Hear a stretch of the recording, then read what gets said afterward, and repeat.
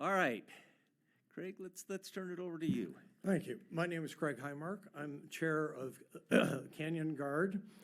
This was a 501(c) that was formed about a year ago with the purpose of trying to find common sense solutions to the real transportation problems in Cottonwood Canyon. This is a interesting and difficult topic. Difficult because, as most of the committee members here I'm sure know, the vast bulk of the public is opposed to this, making it opposed to the gondola solution, making this a very hot topic. In addition, it's horrifically complex.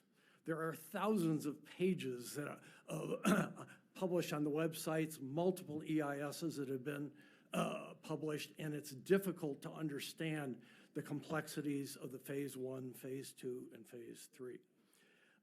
That said, I would like to commend the UTA for their recent decision to implement a public-private partnership to actually deal with some of the seasonal transportation problems in Little Cottonwood Canyon. We think this is a good step forward in trying to use public-private partnerships to deal with some of these transportation problems. Our group is working diligently across a variety of environmental, recreational, and business groups to try to come up with common sense solutions that can be implemented cheaply and rapidly.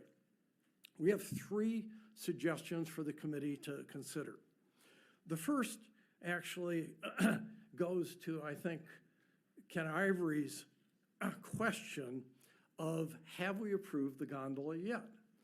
And I think Mr. Braceras was very precise in his language, which said that the EIS ROD mentioned the 3 phases, but there were no specific trigger events which caused phase 1 to be completed before phase 2 and be evaluated before funding the next phase.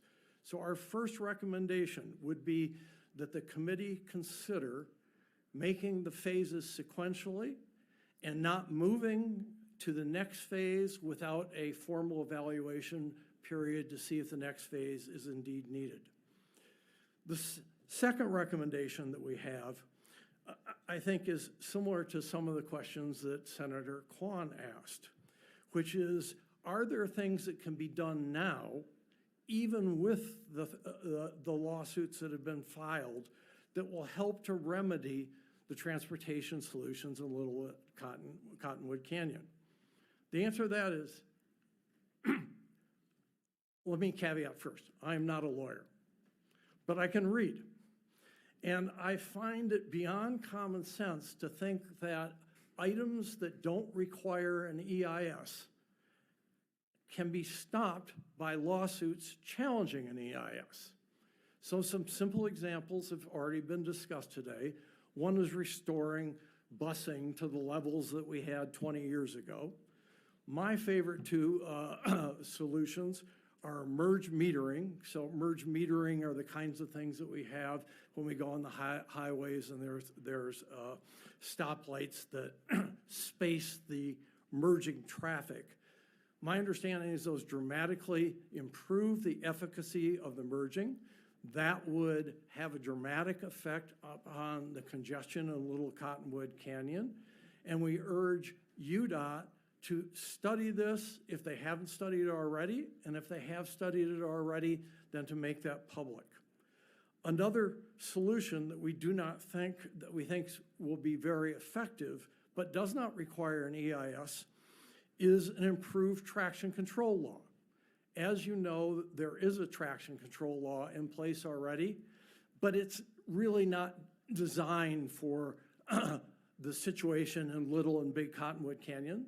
And we would urge the Transportation Committee to think about passing a new traction control law.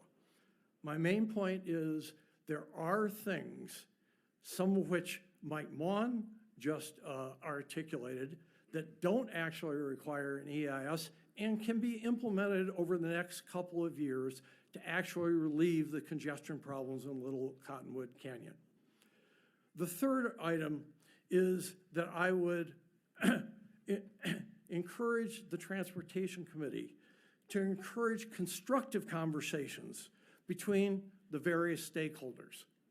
These are the people that have filed the lawsuits, the environmental groups, the recreational groups, as well as the businesses of both Snowbird and Alta Ski Lifts. Canyon Guard is working very diligently to foster dialogues between those groups, but noticeably missing in any of that dialogue so far has been UDOT.